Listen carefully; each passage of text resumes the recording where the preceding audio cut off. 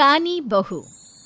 किशोरी लाल जी के बेटे राघव की शादी की बात जगह जगह चल रही थी, लेकिन किशोरी लाल जी को कोई लड़की पसंद ही नहीं आती थी।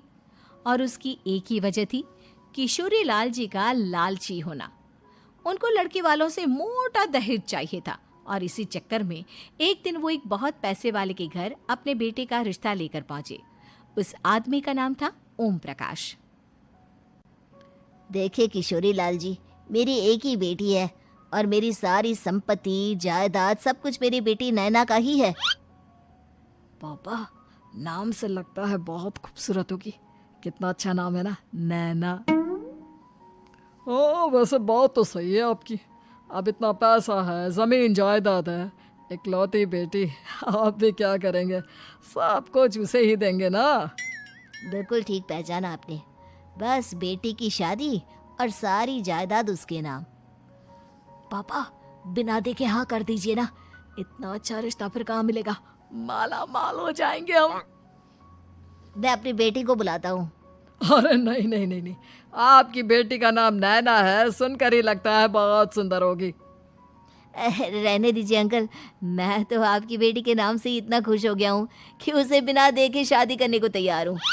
अब तो मैं उसका चेहरा सीधे शादी के बाद ही देखूंगा। और इस तरह राघव नैना का चेहरा नहीं देखता और उससे शादी कर लेता है। शादी के बाद अपनी सुहाग रात पर जब राघव नैना का घूंघट उठाकर देखता है तो नैना की आंखें बंद थी। कितने खूबसूरत हो तुम नैना, जरा अपनी आंखें खोलकर मेरी तरफ देखो तो सही। नहीं, मुझे शर्म आती है। अरे, मैंने तुम्हें शादी से पहले भी नहीं देखा, और अब अगर तुम आंखें खोलकर मुझे देखोगी भी नहीं तो मुझे अच्छा कैसे लगेगा? इससे पहले कि नैना अपनी आंखें खोलकर राघव की तरफ देखती, अचानक से लाइट चली गई और राघव नैना को पूरी तरह से देख भी नहीं पाया। अगली सुबह नैना राघव के लिए नाश्ता बनाकर लेकर आई। अरे ये क्या, आधा पराठा सेका हुआ है और आधा बिल्कुल कच्चा। ये तुमने क्या किया नैना? बहू, तुमने क्या आधा पराठा तवे से नीचे लटका कर रखा था, जो आधा सेका है और आधा कच्चा? मुझे जितना दिखेगा उतना ही तो सीखूंगी ना पापा जी। जहाँ जहाँ मुझे नजर आ रहा था वहाँ मैंने सीख लिया, जहाँ जहाँ नहीं दिखा वहाँ कच्चा रह गया होगा। इसका क्या मतलब है? ये कैसा मजाक कर रही है तुम? अरे बहू, तुमने इतना लंबा घूंघट क्यों लगाया हुआ है? देखो, हमारे घर में बहुओं को बेटी की तरह रखा जाता है, और फिर तुम तो इतना सारा माल लेकर आई हो। देखो, ये घूंघट डालकर रखने की कोई ज़रूरत नहीं है। हाँ नैना, पापा जी ठीक कह रहे हैं, तुम तो आराम से रहो, अपना ही घर समझो। नैना अचानक से अपना घूंघट उठा लेती है। अरे ये क्या पापा, नैना की तो एक आंख फूटी हुई है। नाम से नैना, लेकिन ये तो कानी बहू निकली। मेरे साथ धोखा हुआ है, धोखा। बिना दिखाए अपनी कानी लड़की मेरे संग ब्याह दी। मुझे कानी बीवी नहीं चाहिए। मुझे अभी ओम प्रकाश जी से बात करनी पड़ेगी। आखिर उन्होंने मेरे साथ ऐसा किया क्यों?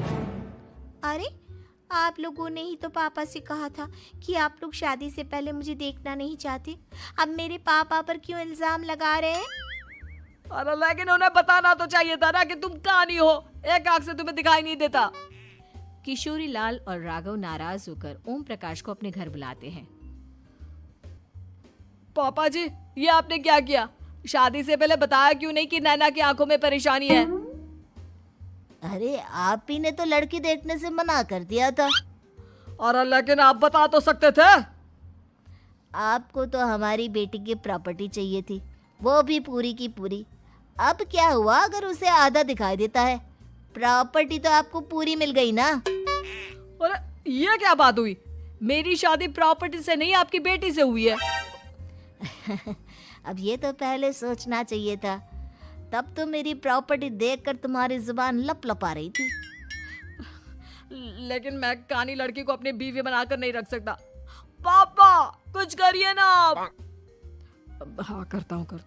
देखिए ओम प्रकाश जी, आप हमारे साथ ऐसा नहीं कर सकते। और तुम देखो, अगर तुमने मेरी बेटी से शादी तोड़ी ना, तो जो भी प्रॉपर्टी मैंने तुम्हें दी है वो तो पूरी की पूरी वापस ले ही लूँगा, और आधी प्रॉपर्टी तुम्हारी भी लूँगा। अरे मेरी आधी प्रॉपर्टी भला क्यों लेंगे आप?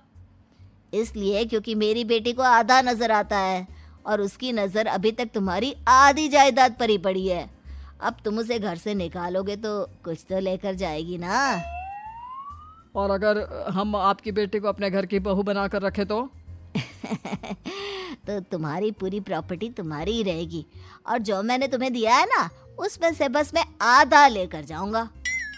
अरे लेकिन अब आप अपनी दी हुई प्रॉपर्टी में से आधी वापस क्यों लेकर जाएंगे? अगर मैं आपकी बेटी को अपनी पत्नी बनाकर रखने को तैयार हूं तो? इसलिए ताकि भविष्य में अगर तुम मेरी बेटी को धोखा दो तो उसके पास कुछ तो रहे जो पति का हो। वैसे मेरे पास तो बहुत कुछ है, लेकिन अपने पति की कोई निशानी तो उसके पास होनी चाहिए ना। अब अगर तुमने मेरी बेटी को कहानी कहा तो तुम्हें प्रॉपर्टी भी कहानी ही मिलेगी, पूरी नहीं। जमाए राजा। किशोरी लाल और राघव समझ चुके थे कि वो बुरी तरह फंस चुके हैं और अब उनके पास वहां से निकलने का कोई चारा नहीं है। अब समझ में आया ना, लालच बुरी बला होती है। एक तो तुम्हें प्रॉपर्टी मिली, ऊपर से बीवी मिली, उसमें तुम्हें नखरे भी दिखाने हैं। आए बड़े, चुपचाप बैठो दोनों। कुछ दिनों के बाद नैना राघव की कार लेकर बाजार घूमने निकलती है और जब कार लेकर वापस आती है, ये क्या? एक तरफ से मेरी गाड़ी पूरी खराब हो चुकी है। लगता है तुमने मेरी गाड़ी को किसी दूसरी गाड़ी के साथ एक्सीडेंट किया है। अरे अरे कितना बड़ा नुकसान कर दिया तुमने बहू। वो क्या है ना पापा जी, मुझे एक आंख से दिखाई नहीं दे रहा था, सामने से गाड़ी आ रही थी। मुझे तो सिर्फ आधा ही दिखाई दिया और वो गाड़ी मेरी कार से रगड़ते हुए निकल गई। अब मैं क्या करूं बताओ? आप इसे ठीक कराने के पैसे कौन देगा? तुम्हारे पापा? तुमने मुझसे इस तरह से बात की? अभी रुको। नैना राघव की शिकायत ओम प्रकाश को कर देती है। देखो राघव, अब जो मेरी आधी प्रॉपर्टी तुम्हारे पास थी ना, उसमें से आधी और मैं लेकर जाऊंगा, क्योंकि तुमने मेरी बेटी को डांटा। अरे नहीं नहीं पापा जी, गलती हो गई, माफ कर दो। गलती की तो कोई गुंजाइश ही नहीं। अगली बार मेरी बेटी को डांटा तो बची हुई आधी में से आधी और ले जाऊंगा। लालच के चक्कर में हम दोनों ने बहुत बड़ी गलती कर दी बेटा। एक तो तुम्हें कानी बहू मिली और ऊपर से जो माल मिला वो भी काना।